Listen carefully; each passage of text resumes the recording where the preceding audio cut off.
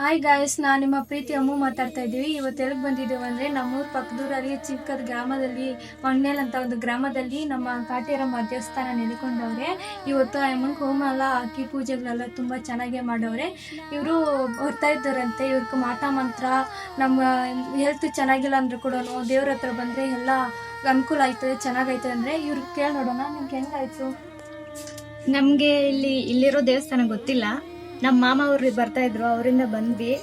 ಎರಡು ವಾರ ಬಂದ್ವಿ. ಫಸ್ಟ್ ವಾರ ಬಂದಲ್ಲೇ ಇಲ್ಲಿ ಮಂತ್ರ ಮಾಡಿಕೊಟ್ರು, ಇದು ನಿಂಬೆಹಣ್ಣು. ಆವಾಗಲೇ ನನಗೆ ಸೊಂಟ ನೋವು, ಕಾಲು ನೋವು, ಮೈಕೈ ನೋವು, ತುಂಬ ಮಲ್ಕೊಂಡೇ ಇರ್ಬೇಕು ಅನಿಸ್ತಿತ್ತು. ಇಲ್ಲಿ ಬಂದು ಹೋದಾಗಿಂದ ಚೆನ್ನಾಗಿದೆ, ಆ ಸೊಂಟ ನೋವೇ ಇಲ್ಲ. ಹಂಗಾಗಿ ಅವಾಗವಾಗ ಬರ್ತಾ ಇದ್ದೀವಿ. ನಮ್ಮ ಪಾಪುಗೆ ಸ್ವಲ್ಪ ನಾಲ್ಗೆಯಲ್ಲಿ ಒಂದು ಪೊರೆ ಥರ ಬರ್ತಾ ಇತ್ತು.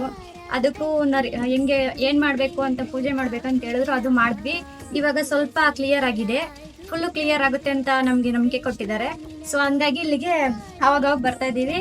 ಚೆನ್ನಾಗಾಗಿದೆ, ನೀವು ಬನ್ನಿ, ನಿಮಗೂ ಚೆನ್ನಾಗಾಗುತ್ತೆ. ಕಾಟೇರಮ್ಮ ಮತ್ತು ಮುನೇಶ್ವರ ಸ್ವಾಮಿ ಅಂತಲೂ ಇದೆ, ಮುದ್ದಮ್ಮ ಸ್ವಾಮಿ ಅಂತಲೂ ಇದೆ. 3 ದೇವ್ರುಗಳು ನಮಗೆ ಚೆನ್ನಾಗಿ ಒಂದು ಒಳ್ಳೇದಾಗೋ ಥರ ಮಾಡಿದ್ದಾರೆ. ಎಲ್ಲ ದೇವರ ಒಂದು ಭಕ್ತಿ ಅಂತ ಹೇಳ್ಬೋದು. ಅದು ನಾವು ನಂಬಿದ್ರೆ ಮಾತ್ರನೇ ನಮಗೆ ಚೆನ್ನಾಗಾಗೋದು. ನಂಬಿಕೆ ಇಲ್ಲ ಅಂದ್ರೆ ಯಾವುದು ಚೆನ್ನಾಗಾಗಲ್ಲ. ನಾನು ಹೇಳೋದಷ್ಟೇ.